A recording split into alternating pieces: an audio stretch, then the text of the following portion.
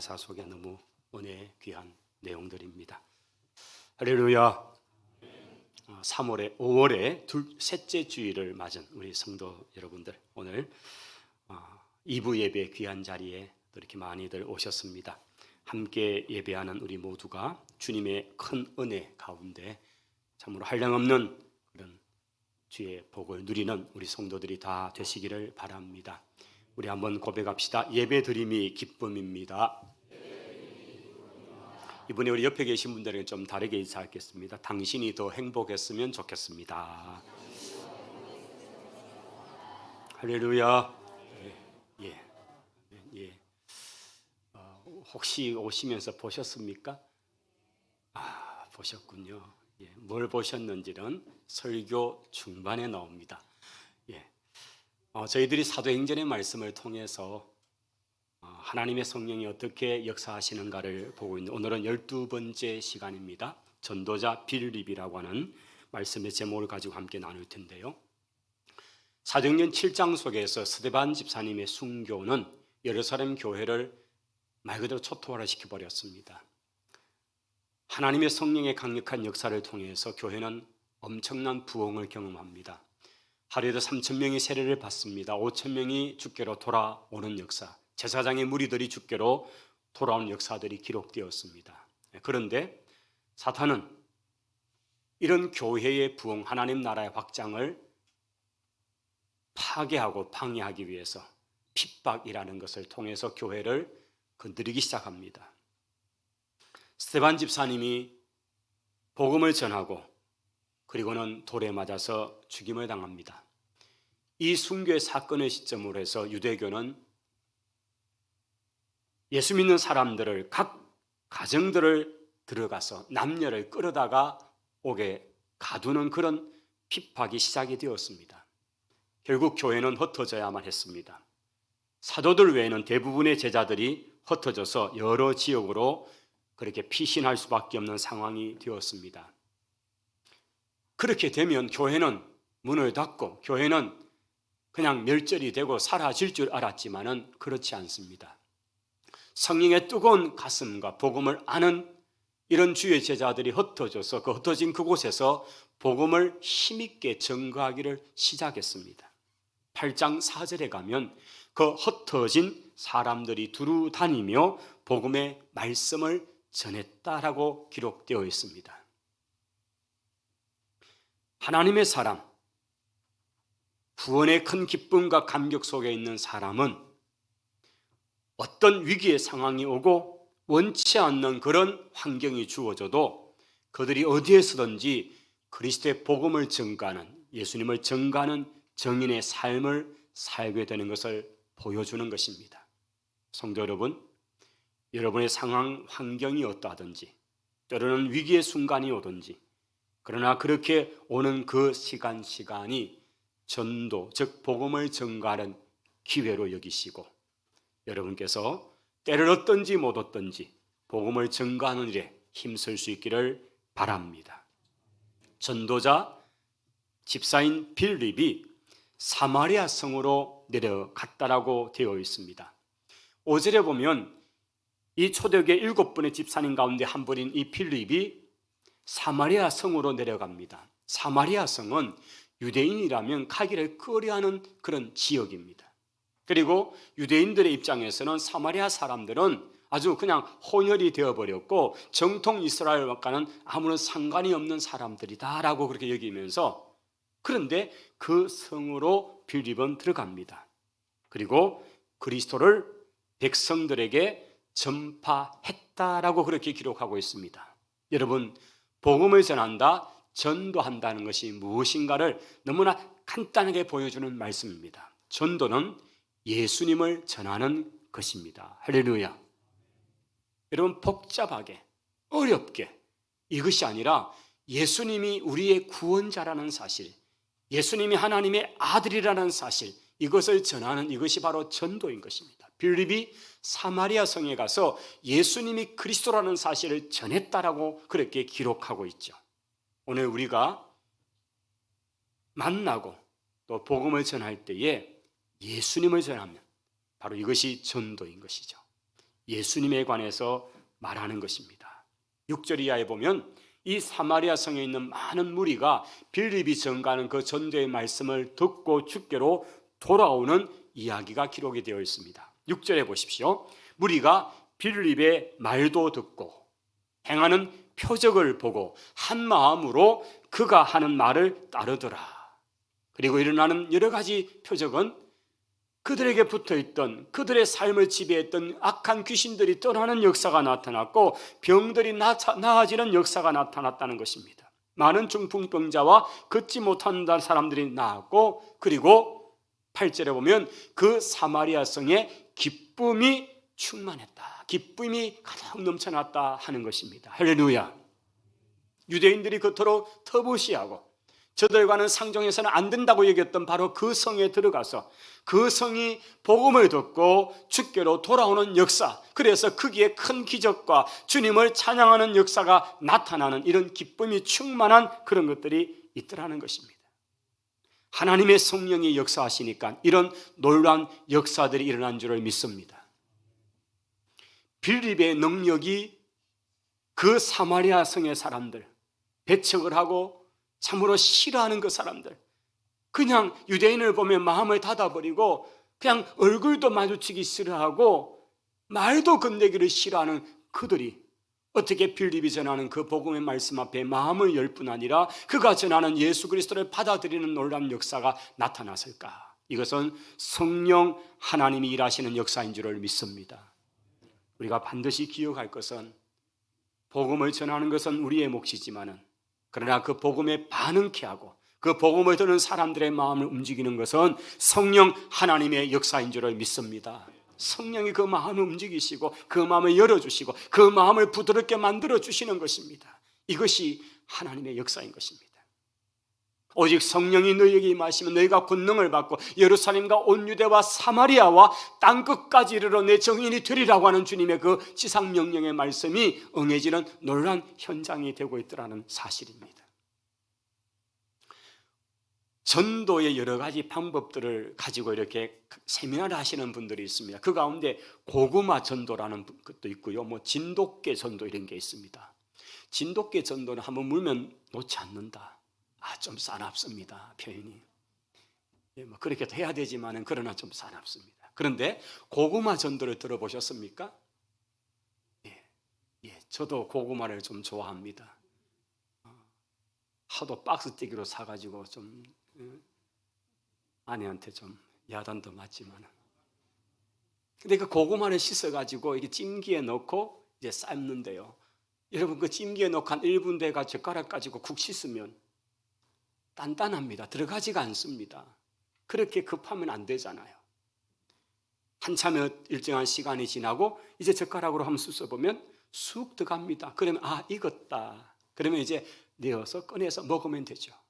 이게 이제 고구마 전도에 이렇게 갖다 붙인 거죠.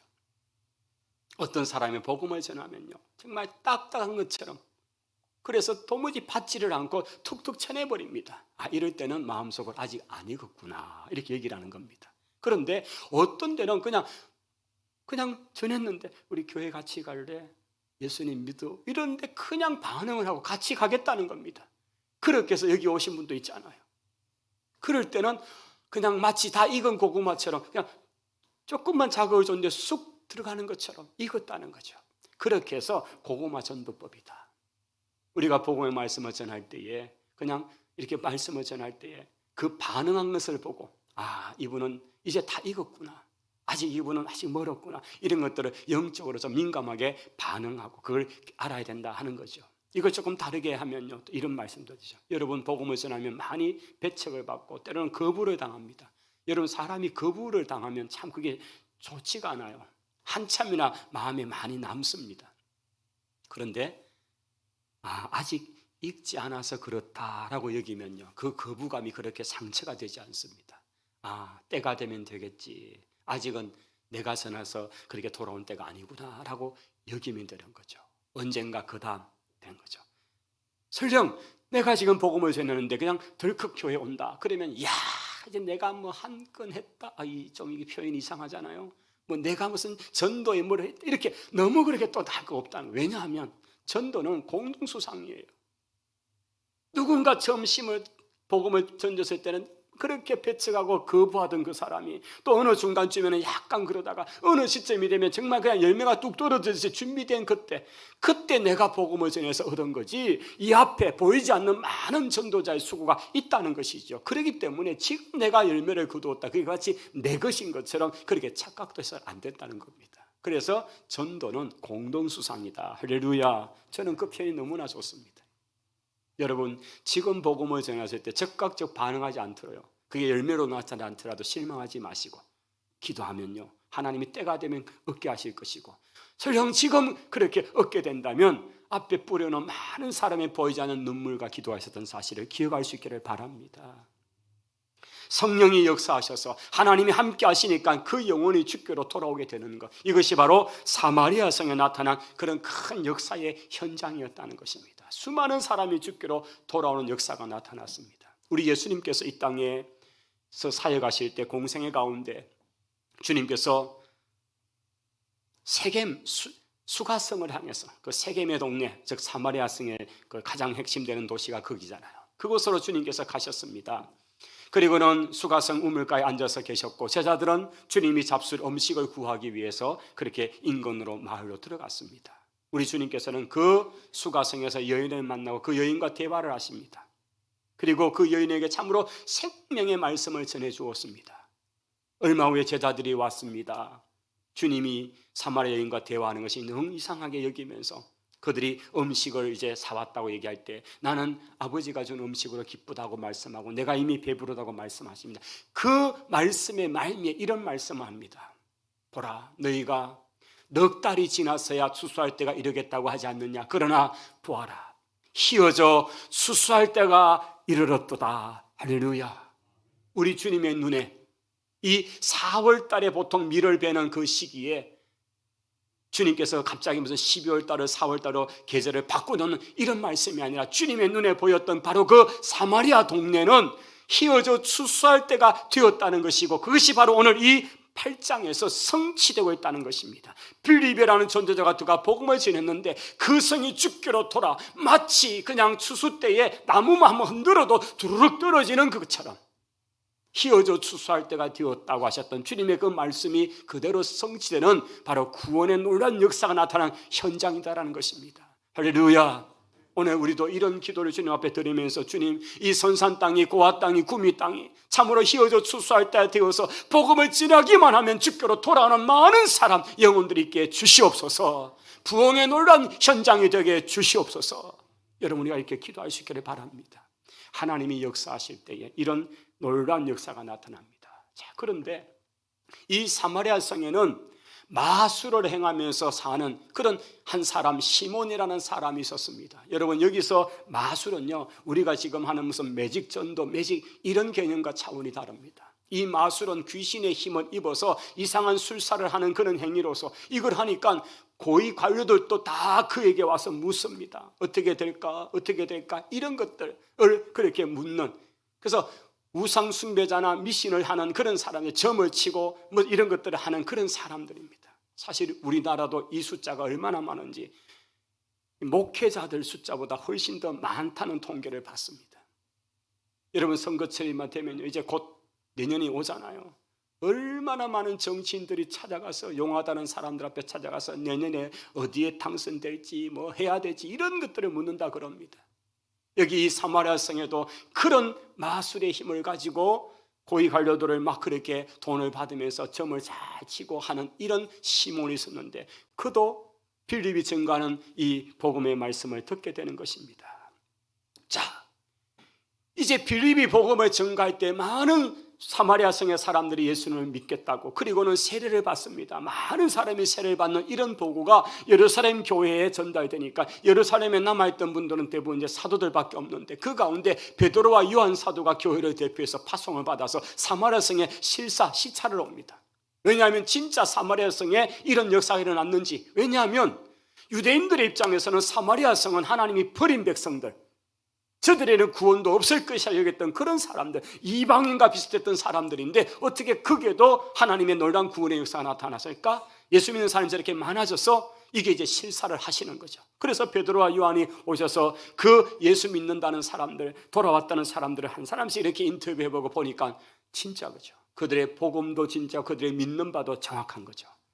그것은 바로 우리가 고백하는 사도 신경처럼 하나님 아버지, 성부 하나님에 대한 믿음, 성자 예수 그리스도에 관한 믿음, 이런 것도 있는가 하는 것을 테스트하는 거죠. 그래서 정말 그렇구나. 14절에 가보시면 예루살렘에 있는 사도들이 사마리아도 하나님의 말씀을 받았다 하는 것을 듣고 베드로와 요한을 보내었다라고 그렇게 기록하고 있습니다. 자, 그리고는 그들이 가만히 사도들께서 살펴보니까 이들 가운데 뭔가 빠진 게, 미흡한 게 하나가 보입니다.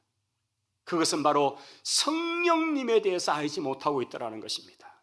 그들이 예수님 믿는 것은 맞는데, 그렇게 세례를 받는 것은 맞는데 성령 세례가 뭔지를 알지 못하고 아직도 사마리아 성에 성령의 임한 역사가 없던 거죠.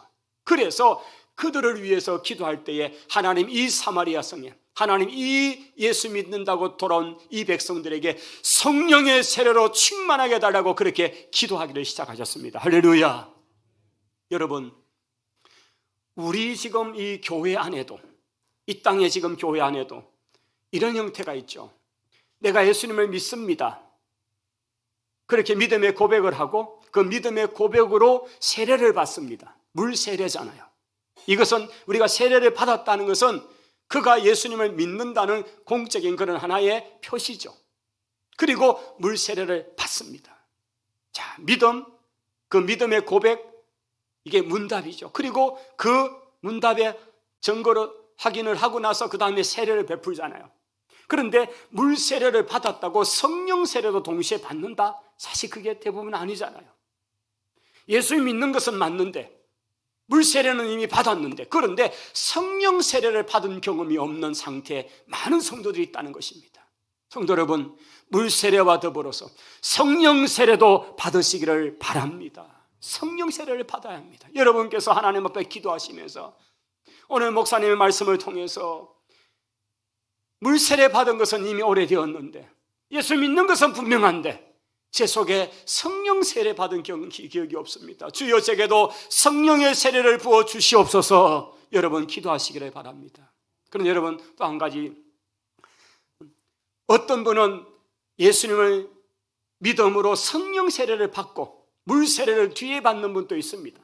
먼저 거듭나는 그런 성령의 세례를 체험하고 난 다음에 이제 교회에서 일정한 시간을 통해서 교육을 받고 통과가 되고 그 다음에 물 세례라는 형식을 취해서 세례교인이 되는 수도 있죠. 그러니 성령 세례가 먼저고 물 세례가 뒤일 수도 있다는 것입니다. 그리고 어떤 경우는 물 세례와 성령 세례가 함께 임하는 역사도 있습니다. 이게 사실 초대교회에 많이 나타나는 그런 현상들이고, 우리 한국에도 많은 그런 초대교회 성도들에게는 세례를 받을 때 성령 세례가 함께 임하는 역사들도 많이 나타나더라는 것입니다. 중요한 것은 여러분이 예수 그리스도를 믿으시고 물 세례를 받으실 뿐 아니라 또한 성령 세례도 함께 겸하여 받으시기를 축원합니다. 성령 세례를 받은 것이 내게 있는데 성령 충만한 삶은 또 어떤 것인가? 여러분, 우리가 신앙생활합니다. 예수 믿는 것은 분명합니다. 하나님의 은혜도 경험했습니다. 그런데 성령 충만한 것은 이게 지속적으로 가야 되는데 사실은 현실적으로 그렇지 않죠. 분명히 성령 세례라는 거듭남의 경험이 있는데 정작 내 생활 속에 현재 성령 충만한 생활은 보이지 않는가? 이것은 계속 반복되는 하나님의 은혜를 구하면서 매일같이 말씀과 기도를 통해서 성령의 충만한 삶을 살아갈 수가 있습니다. 할렐루야. 은혜의 세 가지 방편이 있나니, 이게 세례교육 때 배우는 것이죠. 은혜의 세 가지 방편은 하나는 말씀이요, 두 번째는 기도요, 세 번째는 성찬이라고 말하고 있습니다. 이 앞에 두 가지는 개인이 할 수 있지만은 세 번째 성찬은 공동체가 함께 하니까 1년에 한 두 번, 세 번밖에 하지 않잖아요. 그러니 여러분, 우리가 개인적으로는 말씀에 그리고 기도에 힘을 쓰고 하면 여러분이 성령에 충만한 그런 은혜를 지속적으로 누릴 수 있을 줄을 믿습니다. 은혜를 입어 성령에 충만한 가운데 거해야 되는 것입니다. 자, 이 사마리아 성에 베드로와 요한 사도가 와서 보니까 성령에 대해서 알지 못하던 거죠. 그래서 이들에게 성령 세례를 간절히 기도를 시작합니다. 그러자 그들에게 안수하기를 시작하니까 성령이 임하시더라. 11절, 이에 두 사도가 그들에게 안수를 하며 성령이 받는지, 성령을 받는지라. 할렐루야.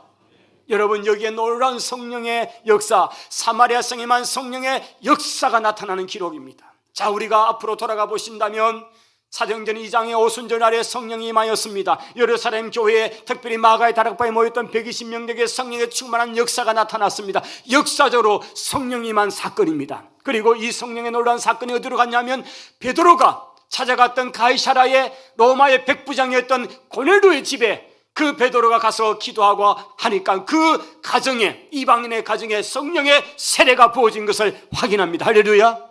그 다음에 일어난 역사가 바로 이 사마리아 성에 임한 성령의 세례의 충만함이었습니다. 성령이 강림하니까 그 사마리아 성의 사람들이 참으로 성령의 충만한 은혜 속에 임하게 됩니다.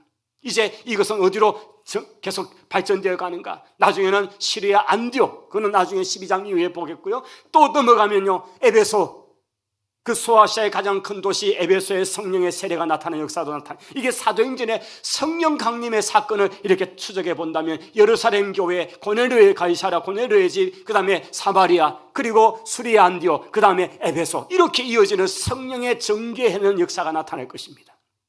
자, 이 사마리아 성에 성령이 임하였습니다. 다들 성령을 받으니까 막 방언을 하기 시작하지요. 그 다음에 그들에게 권능이 나타나죠. 놀라운 역사가 나타납니다. 그런데 이 마술을 부리다가 예수 믿겠다고 이렇게 왔던 이 사람이 가만히 보니까, 아니 성령을 베푸는 이걸 보니까 놀랍거든요. 베드로가 쫙 안수를 하고 나니까 성령을 받아가 막 그들에게 무슨 표적들이 나타나잖아요. 막 그러니까 너무 좋은 거예요.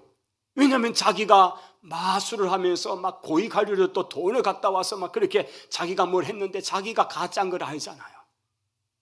그 일을 하면서 기쁨도 없었죠. 그러니까 이 시몬이 생각할 때, 야, 저 베드로가 하시는 저 성령을 내가 가지면 이제 장사 억수로 잘 되겠다, 이런 생각을 하고 돈보따리를 사와서 베드로 앞에 내어놓으면서 제발 제게도 당신이 하시는 그 성령을 좀 부어달라고 이렇게 요청을 하다가 대박 혼나는 장면이 그 뒤에 기록됩니다.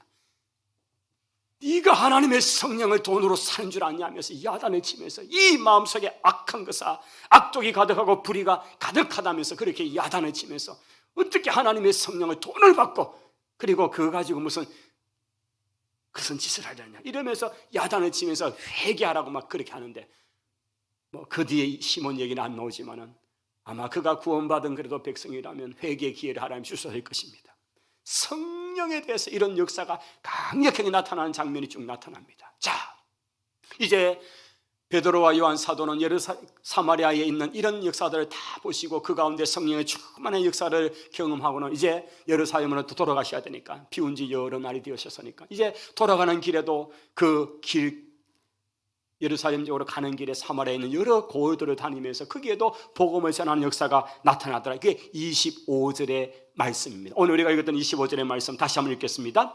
두 사도가 주의 말씀을 정언하여 말한 후 예루살렘으로 돌아갈새 사마리아의 여러 마을에서 복음을 전하니라. 할렐루야. 자, 이런 놀라운 역사를 행하면서 두 사도는 이제 예루살렘으로 돌아가십니다. 자, 이제 26절입니다.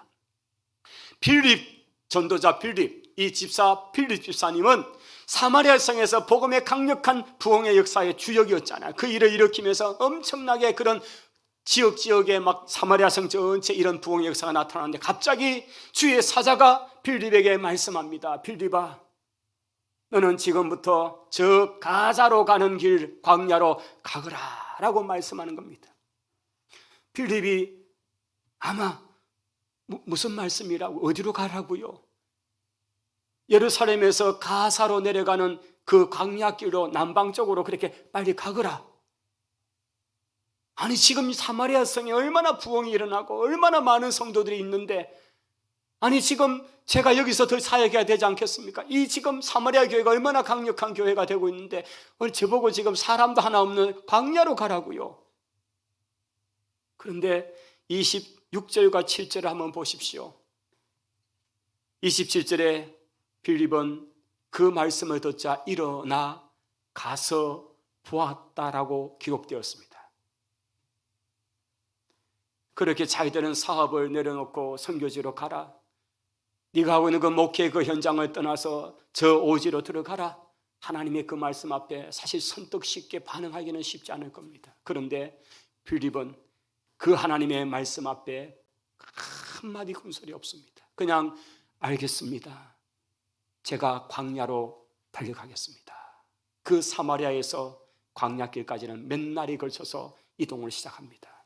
이 가사는 지금 팔레스타인 해방기구가 있는 바로 그들은 나라가니까 수도의 개념 없지만 가장 중심 도시가 되는 가자지구, 바로 그 가자, 거기서 조금만 내려가면 이집트가 되거든요. 그 길로 가는 그 광야 네게브 쪽으로 달려갑니다.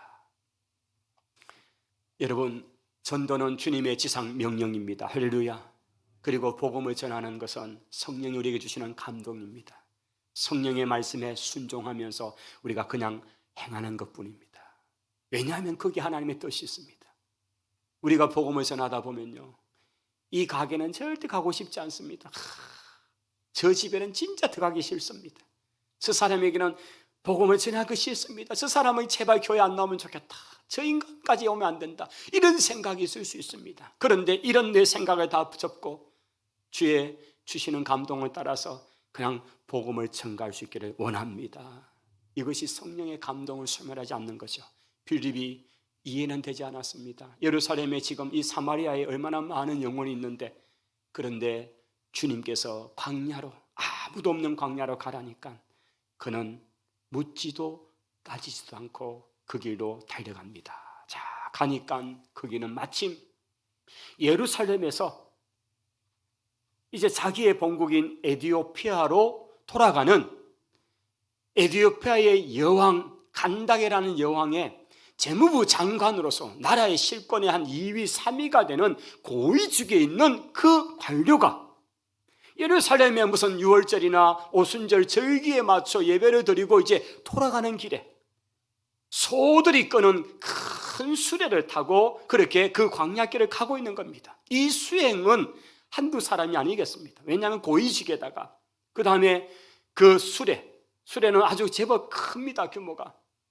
거기에서 이제 여러 날에 이동을 하니까요, 한 달씩 걸릴 수도 있거든요. 그러니까 이동을 할 때 나름대로 고위직이니까 편하게 해서 위에는 이렇게 그늘막이 되는 것들이 있고요. 그러면서 그 수레에 앉아서 이제 이렇게 가면서 이렇게 이동하는 가는데 보니까 아주 고위직의 사람이고, 그 다음 그가 이렇게 펴서 읽고 있는 거 보니까 그게 빌립의 눈에는 바로 성경인 것을 대반히 알았습니다.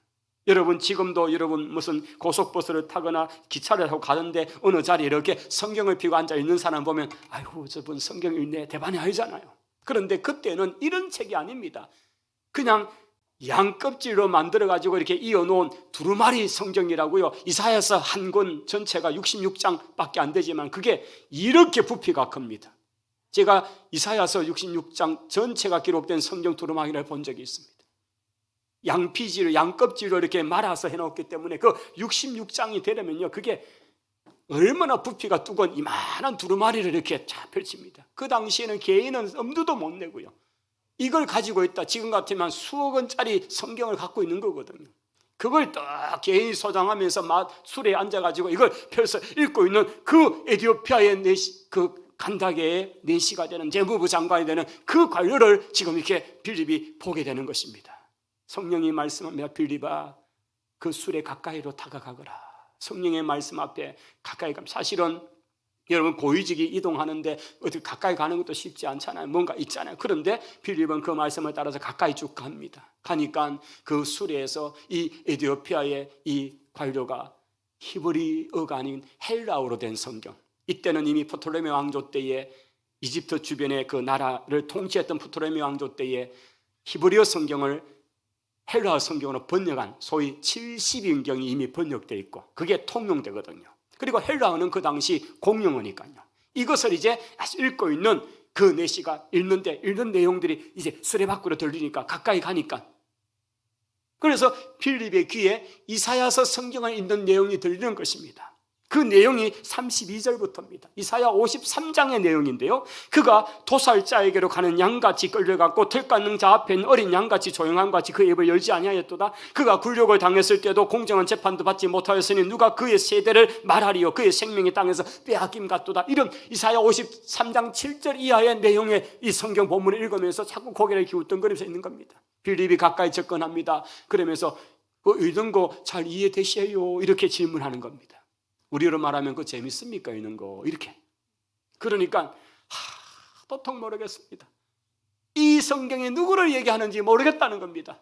그리고 또 보니까 유대 사람이거든요. 아이고, 그럼 당신 좀 올라와서 나랑 좀 이거 좀 얘기 좀 해달라. 이 도대체 성경이 이게 뭔지.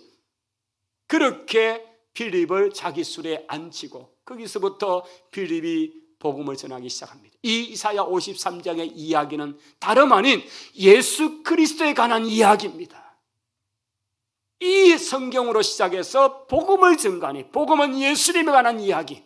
그분이 이 땅에 오셨고, 그분이 십자가에 죽으셨고, 그분이 3일 만에 살아나셨고, 그분이 하늘로 올라가셨고, 그분을 통해서 우리 가운데 성령이 주시, 이런 쫙 복음의 이야기를 설명을 쭉 하니까요, 그 수레에서 몇 시간의 시간이 지나면서 이동됐을 겁니다.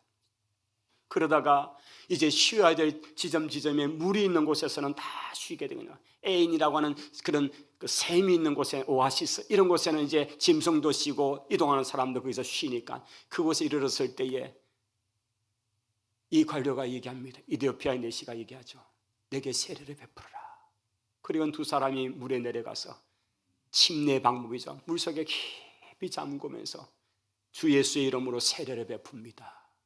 그리고는 올라옵니다. 여러분, 세례 받는 것은 바로 이 에디오피아 내시가 자기가 예수님을 구원자로 믿는다는 표징인 것입니다. 할렐루야. 그 복음을 들었던 몇 시간 아닌데 그 높은 고위직에 나라의 제2위, 3위의 세력권자가 그날 예수 그리스도를 영접하는 놀라운 기적의 역사가 나타났습니다. 그리고 39절에 한번 보십시오. 놀라운 사실은 그렇게 무토로 올라왔는데 빌립은 갑자기 주의 영이 그를 데려가서 함께 얘기했던 그런데 갑자기 빌립이 보이지 않습니다. 이 내시의 마음속에는, 이 관료는 하나님의 영이 하셨구나 알겠죠. 여러분, 이 뒤에 일어나는 일은 성경에는 없습니다. 그런데 역사는 우리에게 이렇게 얘기합니다. 이디오피아라는 나라는 우리가 구약 성경에는 구스라는 이름으로도 많이 소개가 되고요. 지금도 현존하는 에디오피아입니다. 여러분, 에디오피아 그러면 뭐가 생각납니까? 세계에서 가장 가난한 나라. 또 요즘은 에디오피아 커피. 아시잖아요, 그죠? 이런 정도. 이 에디오피아는 지금은 굉장히 빈민한 가난한 나라입니다. 그런데 이 에디오피아와 우리와의 연결성 속에 보면 지난 6.25 동란 때 70년 전에 전쟁이 일어났을 때 에디오피아의 왕을 호위하던 왕의 부대가 6.25 전쟁이 났다고 우리 대한민국을 돕겠다고 왕실 건의대를 우리에게 몇백 명을 파견합니다. 그분들이 나라에 와서 우리를 위해서 생명을 바쳐가면서 싸웠습니다. 그런데 북한군들이 가장 두려워했던 부대가 6.25 전쟁의 스토리에 보면요, 가장 두려워했던 부대가 미군도 아니고 다른 부대가 아니고 이디오피아 부대였습니다. 이들의 숫자는 그렇게 많지 않았는데 몇천 명, 몇만 명이 아니었는데, 그런데 이분들은 그 북한군의 입장에서는 귀신 부대였다 이렇게 표현됩니다. 얼굴은 새카만데 웃는다고 입만 열면 하얗게 나오고, 그리고 키는 2m씩 되는 그런 아주 막 크고, 그러면서 전쟁을 치는 이디오피아는 6.25 전쟁 동안에 참전해서 한 번도 진 적이 없습니다. 전투만 하면 다 이겼다는 겁니다. 그냥 기겁을 하니까 북한군들이 시커먼 사람이 나타나면 기절을 하고, 그래서 백전백승을 했다는 부대가 이디오피아 부대입니다. 춘천에 가면요, 이디오피아 기념관이 있어요. 거기 이제 커피도 팔고 하는데, 거기 이렇게 보시면 그분들이 우리를 위해서 애를 쓴 얘기가 있습니다. 저는 그것보다 이디오피아가 지금도 국교가 기독교입니다. 이분들은 얼마나 자부심이 있는지, 지금 가장 가난한 나라 중에 하나지만 그분들의 자부심은 우리가 기독교 복음을 가장 빨리 받은 나라 중에 하나다. 여러분, 로마가 국교가 되기 전에 조지아라고 하는, 조지아라는 나라가 기독교를 국교로 받았고요, 에티오피아도 그에 못지않은 역사를 갖고 있습니다.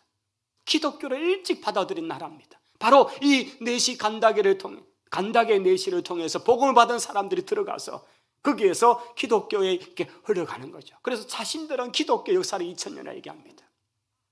성지에 가면 예수님이 십자가에 못 박히신 그 골고다, 그것을 중심으로 해서 성모교회라고 아주 유명한 예배당이 있습니다. 그리고 그 예배당 안에는 여러 개의 교회들이 있습니다.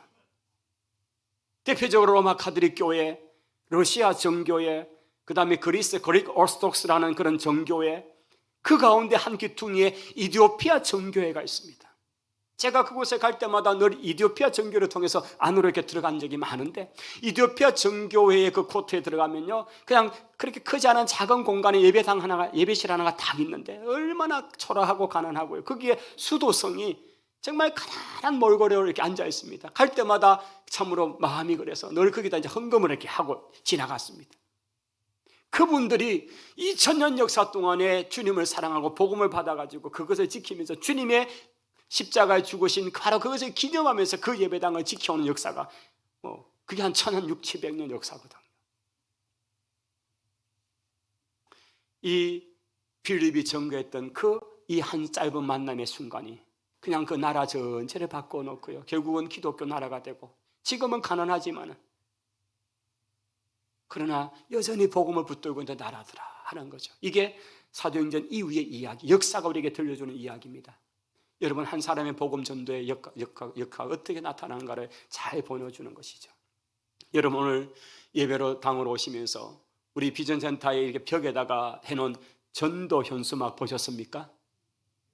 예, 감사합니다. 거기 문구가 바로 이거였죠. 한번 다시 해볼까요? 당신이 더 행복했으면 좋겠습니다. 할렐루야. 예, 당신이 더 행복했으면 좋겠습니다.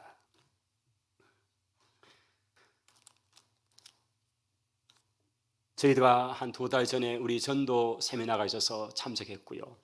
거기에 이제 복음의 전함이라고 하는 단체가 있습니다. 복음을 전한다는 뜻도 되고 또 복음에 전투합니다라는 뜻을 가지고 있는 복음의 전함인데, 여기에서 중요한 것이 이제 들어볼까라고 하는 그런 멘트입니다. 들어볼까. 여러분, 지금 우리가 전도지로 전도용품으로 사용되는 물티슈하고 이게 이제 물티슈와 일반 티슈 같이 있는 건데, 여기에 이런 문구가 있습니다. 당신이 더 행복했으면 좋겠습니다. 저기 지금 있는 그 두 분의 연예인이 있죠. 유선, 윤은혜잖아요. 탤런트 분인데, 이분들도 다 크리스찬들이고 예수 믿는 분들이고, 자신들이 어떻게 주님을 전가하는 일에 자신을 드릴까 하면서 이제 재능 기부를 해서 저 사진들을 함부로 도용한 게 아니고 허락을 받고 저 사진을 사용할 수 있습니다. 여러분, 제 사진 붙여놨으면 아이고 밥맛이 안 그러겠습니까? 그런데 그래도 연예인들 사진 붙여놓으니까 사람들마다 오 이러면서 좀 관심 있게 보더라고요. 참 그 얼굴이 전도지가 되는 게 얼마나 좋습니까? 그런데 이 들어볼까라고 하는 검색창에 여러분이 네이버나 다음이나 이런 데 딱 치면, 유튜브나 치면요, 거기 들어가면요, 거기에 바로 그 동영상 사이트로 다 연결이 됩니다. 그러면 거기에 저런 연예인들이 자신이 예수님 믿은 이야기, 얼마나 행복한지를 짧은 3, 4분의 동영상으로 이렇게 사는 거죠. 우리가 이번에 이런 이제 전도 현수막을 하고 하는 것은 바로 많은 분들이 우리 교회를 지나가기도 하고 또 장날이 되면 우리 교회로 오기로 하는데, 저런 걸 보면서 당신이 더 행복했으면 좋겠습니다. 지금 무슨 얘기지? 들어볼까? 뭐지? 그렇게 한번 검색에 들어가 보면 거기서 복음을 들을 수 있는 기회를 만드는 거죠. 그뿐이 아닙니다. 여러분, 전도 명함을 보셨습니까? 저희들이 이미 2달 전에 이렇게 개별적으로 몇 분들은 준비하셨는데, 여러분, 그 전도 명함이 하나가 있는데, 이 명함에 한 면은 똑같이 당신이 더 행복했으면 좋겠습니다 내용이고, 그 앞에 이제 여러분 이름이 있는데, 그게 QR 코드가 다 달려 있습니다. 우리 성도 여러분들도 좀 많이 이런 좀 명함을 이용하면 좋겠습니다. 여러분 각자 좀 명함이 있으신가요? 주부들은 특히 내가 무슨 명함이 필요하냐? 근데 이참에 하면 명함 한번 파시지요. 그것은 딱 하나입니다. 전도 목적입니다. 여러분, 사실 명함을 건네받는 것은 요즘 아직도 그런 문화가 있습니다만, 그 명함을 주면서 사실은 복음을 전하기까지는 힘들죠. 그런데 명함을 주면서 보면 이게 뭘까 궁금하거든요. 나중에 QR코드 한번 찍어보세요 하면 되거든요. 그게 QR코드가 있어. 여러분 QR코드 다 아시잖아. 휴대폰 내가지고 그걸 비추기만 하면 그냥 인터넷 사이트로 동영상으로 들어가거든요. 그러면 거기 연예인들이 자신들이 예수 믿는 그런 이야기를 아주 기쁜 모습으로 그렇게 전가하는 내용들이 있어서 여러분 그 전도 목적 때문에 명함 하나씩을 갖는 거죠. 여러분 이것은 물론 뭐 자그마한 돈, 커피 한 잔, 두 잔이면 되는 돈입니다. 그렇게 해서 한 200장씩 그렇게 해서 여러분 명함 가지고 복음을 전하자 이런 것으로 우리 교회가 좀 이 일들을 많이 하면 좋겠다는 생각이 들어집니다. 여러분 복음을 전가하는 것 때를 얻든지 못 얻든지 여러 형태를 통해서 그냥 성령이 주시는 감동을 따라서 이것을 하면 그 자체를 통해 하나님께서는 분명히 역사를 하실 것입니다. 왜 그렇게 사마리아 성에 놀라운 부흥을 일으켰던 그 주역을 광야로 몰아가시고 그 광야에서 한 사람을 만나게 하시고 그 한 사람 에티오피아의 그 관료를 만나게 하신 하나님은 그 나라 전체를 바꿔놓는 기적의 역사로 이끌어 가신 것입니다. 오늘 또 성령님은 우리와 역사하십니다. 일하십니다. 그 성령에 순종하고 나아가는 그런 전도자 한 사람 한 사람 오늘 예배하는 우리 모두가 되시기를 축원합니다. 기도하겠습니다. 하나님 감사합니다. 성령님 우리에게 보내셔서 그리스도의 정인의 삶을 살게 하심이 오늘 또 계속되는 주님의 지상명령임을 기억하고 이 지상명령에 순응하며 순종하는 빌립 같은 저희들이 되게 하옵소서. 예수님 이름으로 기도하옵나이다. 아멘. 우리 찬송하십시다.